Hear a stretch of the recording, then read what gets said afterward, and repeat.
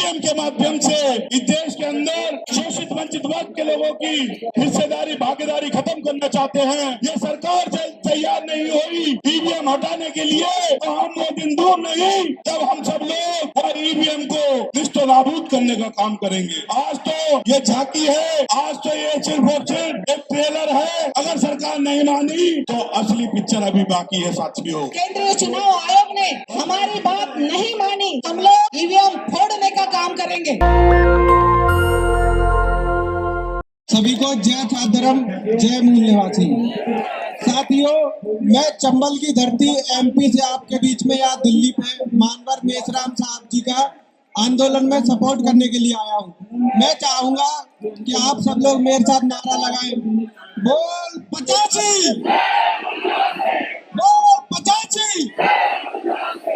मैं 2024 के चुनाव में ये कहना चाहता हूँ, अगर मानवर साहब आदेश करें तो हम उनके आदेश पे सबसे पहले ईवीएम मशीन फोड़ने का काम हमारी चंबल की धरती से करेंगे। और मैं अपना पूरा समय मानवर साहब को देना चाहता हूं, जिससे वो अपनी बात अच्छे से रख सके। जय छात्रम, जय मूल निवासी। बहुत बहुत धन्यवाद सर। साथियों, अब मैं डॉक्टर माया जमदाड़े में इनको निवेदन करता हूँ आप आए और आज आंदोलन को संबोधित करें। डॉक्टर माया जमदाड़े में 2 मिनट के अंदर। साथियों, जय मूल निवासी। आज इस देश में बहुत बड़ी क्रांति हो रही है। आज हम लोग यहाँ इस देश का संविधान बचाने इकट्ठा हो गए हैं। आज मैं यहाँ भारत मुक्ति मोर्चा की राष्ट्रीय कार्यकारी अध्यक्ष के नाते आप सभी का इस आंदोलन में स्वागत करती हूँ। यहाँ पर जो मेरी माता बहनें आई हैं, अपने बच्चों का हक अधिकार बचाने के लिए आई है। हम लोग, हमारे महापुरुषों ने जो हमें हक अधिकार दिया है, उसे बचाने की हम लोग यहाँ लड़ाई लड़ रहे हैं। हम लोग यहाँ आज वर्तमान में एक नया इतिहास रच रहे हैं। इस देश के इतिहास में ये पहली बार हो रहा है कि इस देश का लोकतंत्र बचाने के लिए चुनाव आयोग पर किसी ने मोर्चा नहीं निकाला। आज माननीय वामन मेश्राम साहब के नेतृत्व में ये महामोर्चा हो रहा है। साथियों, देश का नेता कैसा हो? साथियों, धन्यवाद। यहाँ पर मैं ज्यादा समय नहीं लूंगी। भारत मुक्ति मोर्चा की जो हमारी महिला साथी है, इस देश का लोकतंत्र बचाने के लिए अगर केंद्रीय चुनाव आयोग ने हमारी बात नहीं मानी तो मेश्राम साहब ने आह्वान किया है कि भारत मुक्ति मोर्चा की महिलाएं, जो 15 लाख महिलाओं को हमने देश में तैयार किया है, हम लोग ईवीएम फोड़ने का काम करेंगे। मैं आप सभी को आह्वान करती हूँ कि हम सभी को संविधान बचाना है, हमारे हक अधिकार बचाने हैं। अगर सरकार नहीं मानी, अगर केंद्रीय चुनाव आयोग ने हमारी बात नहीं मानी, तो हम लोग ईवीएम फोड़ेंगे भाई, फोड़ेंगे। जय मूल निवासी, जय भारत, धन्यवाद। वो लोग जो इस देश के अंदर से ईवीएम के माध्यम से इस देश के अंदर शोषित वंचित वर्ग के लोगों की हिस्सेदारी भागीदारी खत्म करना चाहते हैं, तो आज हम सब लोगों ने ये दिखा दिया है कि अगर ये सरकार तैयार नहीं हुई ईवीएम हटाने के लिए, तो हम वो दिन दूर नहीं जब हम सब लोग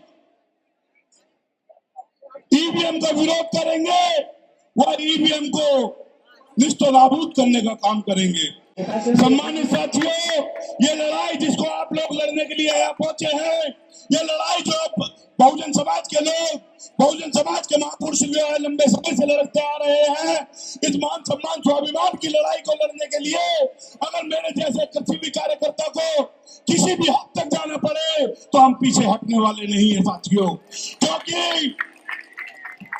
क्योंकि जिस व्यवस्था का बाबा साहब डॉक्टर अम्बेडकर ने वोट के अधिकार से जिस व्यवस्था को खत्म करने का काम किया था, उस व्यवस्था को ये पूर्ण तरह से दोबारा ईवीएम के माध्यम से लागू करने के काम कर रहे हैं। साथियों, आज तो ये झांकी है, आज तो ये सिर्फ और सिर्फ एक ट्रेलर है। अगर सरकार नहीं मानी तो असली पिक्चर अभी बाकी है साथियों।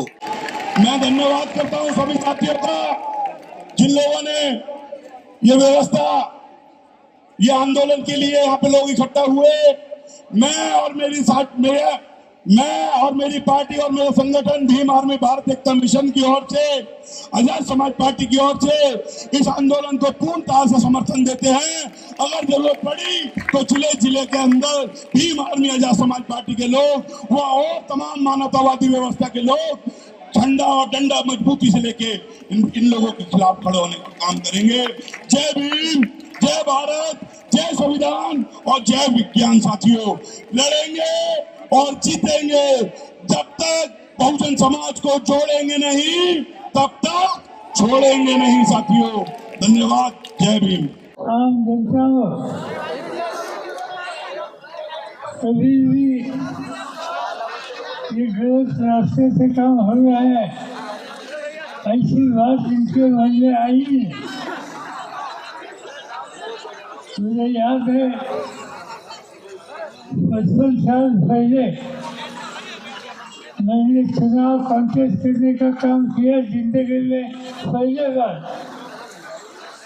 और मुसाफिर द्वारा अपना वोट हम डालते थे। इसके बारे में आशंका किसी के मन में कभी आती नहीं, मगर मोदी जी की हुकूमत आने के बाद एक नई टेक्नोलॉजी याद आई, जिस टेक्नोलॉजी को ईएम कहते हैं, और देश का चुनाव का रिजल्ट इसमें कुछ जगह पर कुछ बदलाव देखने के लिए मिला। ये जो टेक्नोलॉजी है दुनिया के कई राज्यों में थी, कई देशों में थी, मगर यूरोप जैसे देश, अन्य देश, इनके सामने ये बात साबित हो गई कि इस टेक्नोलॉजी में सच्चाई नहीं है, और इसलिए हिंदुस्तान के बाहर के कई देशों ने ये बंद कर दिया। यहाँ यह आशंका सब लोगों के मन में है। निर्वाचन आयोग इसकी जिम्मेदारी है कि इलेक्शन सच्चाई से होना चाहिए। आम जनता के मन में कभी आशंका पैदा नहीं होनी चाहिए।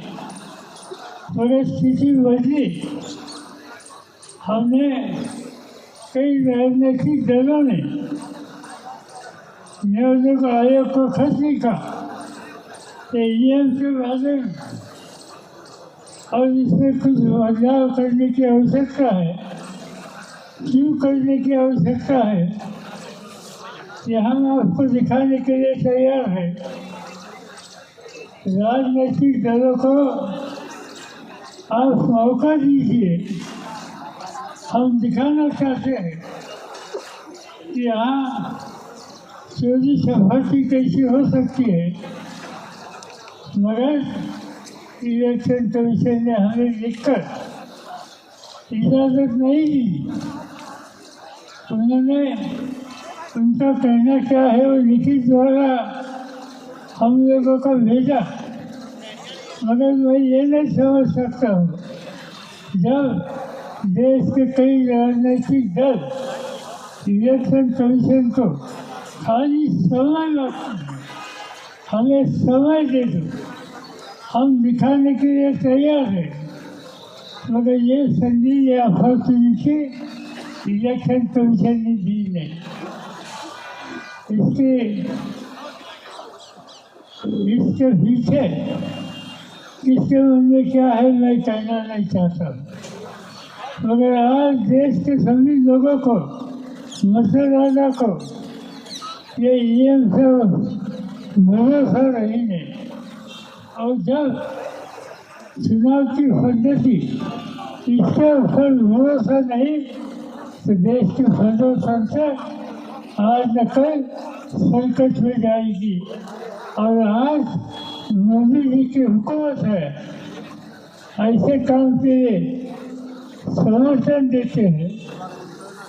उनको चाहे ऐसे चुनाव लड़ने की और तैयारी करने की नीति तय करते हैं, तो मुझे लगता है कि ये ऐसे समय में देश को सजा संस्था को बचाना हो, जंगल देश को बचाना हो, तो मिलकर देश के आम नागरिकों ने, साथियों ने मिलकर ये ईएम के खिलाफ संघर्ष करना चाहिए। मुझे खुशी है, मुझे वामनराव विश्राम जी ने 15 दिन पहले कहा कि ऐसा एक संघर्ष नीति कार्यक्रम हम जंतर मंतर में करने वाले हैं।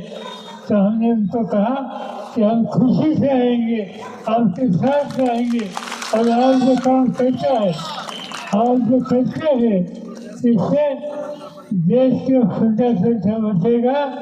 और इसीलिए सभी लोगों ने पूरी ताकत से उनको सहयोग देना चाहिए।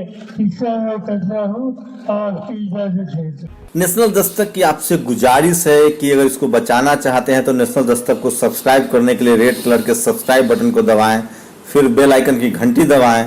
नेशनल दस्तक को बचाने के लिए बहुत जरूरी है कि हर खबर को शेयर करें, लाइक करें, कमेंट जरूर करें।